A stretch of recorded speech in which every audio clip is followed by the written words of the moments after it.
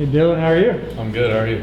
So season here in 3 days. I mean, how exciting is that for you after all the hard work you put in all summer in camp to see that it's finally around the corner? What's going through your mind this week? Man, just super excited, super grateful for this opportunity. I know we're going against a great team, but most of all, just being able to, play against someone else and go, put all this, hard work into action is going to be really fun. Dillon, we haven't talked to you since before camp. Mm-hmm. How do you think camp went for you, and where do you think you improved, whether from a leadership standpoint or a game standpoint or learning this schematic? I think camp was huge, just finding, like Coach said, the pieces of the puzzle. Once we put that together, I felt, extremely confident. I felt really good about everyone, and I know we put in a lot of hard work, especially with this heat. But for the most part, just personally, I feel really good. My body feels good, my mind is good, and once I got all those in check, I'm good to go. So. As you study Boise, what stands out to you about their defense? I think their secondary, has a lot of returning starters. With 0 and 21, I think they're long, tall guys. Extremely talented, and then of course, a favorite of mine, Kikala. I think he's just an elite level defender. Has a lot of experience playing the game, and then most of all, being able to play against him, in Hawaii. I know the type of player he is, so I'm excited for that. And then of course, their linebackers coming back 44 and 7. I think they're extremely talented, played a lot of football as well, and then up front, 99, 90, 55, 30 as well. To the boundary, I think they're, extremely talented as well. So, altogether, I think they're, got a lot of experience.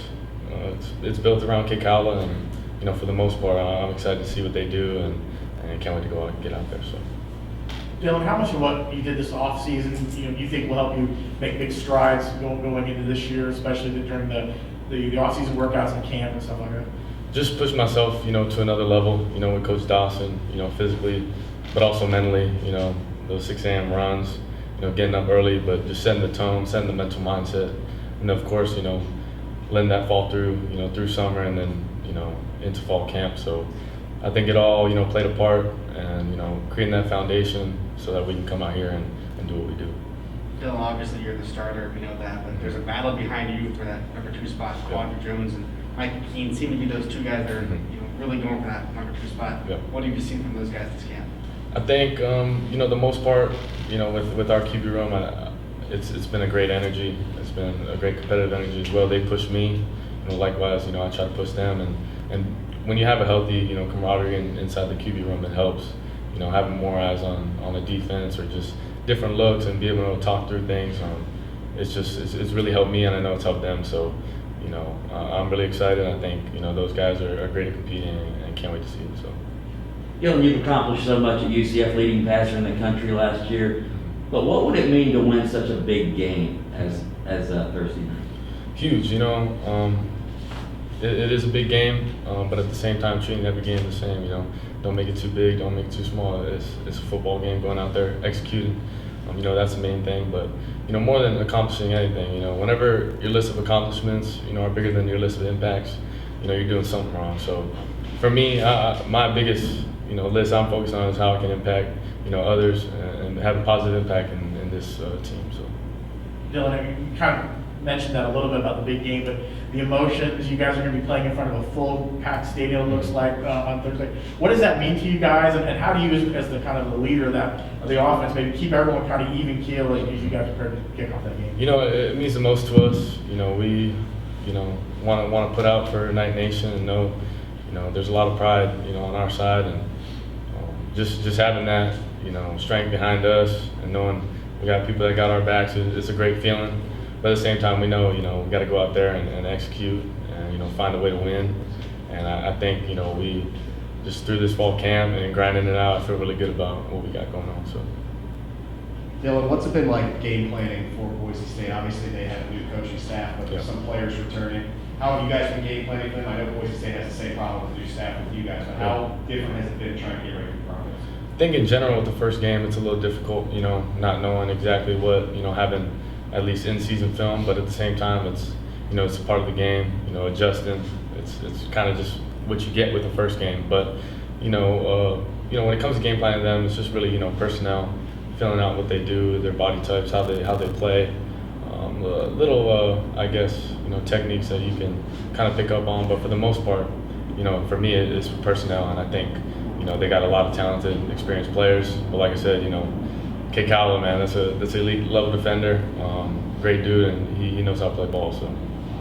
Dillon, in the back here, how comfortable do you think you are and everyone is with the entirely new system and everything after a few months of camp? You know, just going through, you know, it's spring, going into summer, you know, working through installs, having meetings, and then going into fall camp, I feel really clear. I feel like the team's got a good grasp of it, and is extremely comfortable with that. And like I said, we're all bought in, we're ready to go, and you know, the first test is, you know, game 1, September 2nd. So, you know, we're excited. I feel really good about the guys too. So, we'll see. And then one more, your buddy Mackenzie Milton is going to probably play, maybe start on Sunday for Florida State. I wonder what your thoughts are with him and if you have a message for him. Yeah, Casey's my guy. You know, I talked to him yesterday. You know, we talk often, and he's a big bro. So, you know, I'm super excited for him. I know how hard he's worked, but most importantly, you know, I just love him as my big bro, and know that, you know, he'll be just fine. Could you talk a little bit about developing chemistry with the wide receivers and what you're seeing from that group during camp? Yeah. For the most part with the receiver core, you know, I think there are a lot of talent, you know, in that room. I think there's a lot of different skill sets, but for the most part, you know, locking in those skill sets and taking advantage of that. I think, you know, there's a lot of speed in that room, a lot of size as well, you know, comparative to last year, but for the most part, it's a lot of opportunity. Opportunity breeds a lot of, you know, big time plays, and for me, I'm just super excited to see that, you know, for them to go out there and do it, but for us to do it together. So, you know, I'm going to put the ball in the right place and try to put them in great positions, but for the most part, they're going to go make those plays, and I can't wait to see it. Dillon, there's a lot of playmakers, obviously, from last year's team that moved on, graduated. A lot of new faces, obviously, looking to emerge in camp. Who are some of the guys you're kind of excited to see play and what they do this season? For the most part, I'm excited to see everyone. I think we have so many new faces, you know, in the receiver room, of course, in the running back room. But for the most part, whenever there are new faces in the skill, you know, position rooms, I think there's a lot of plays to be made, a lot of new names, you know, to be announced. So for me, I think, you know, just overall being able to go through that and see them make plays and see them go do that, it's going to be a fun time. So.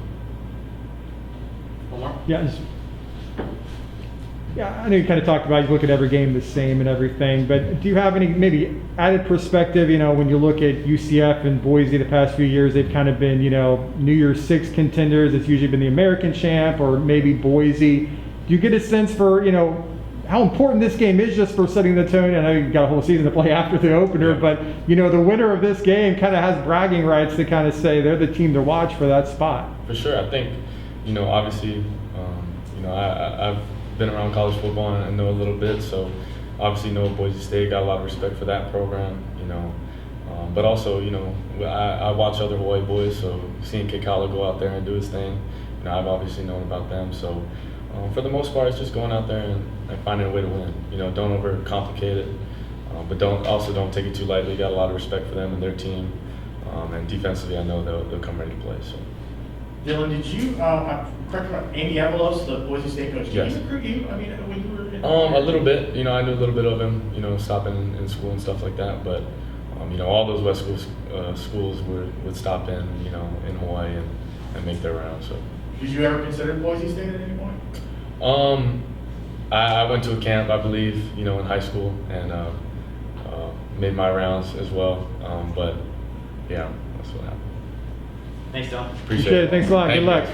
Thank you.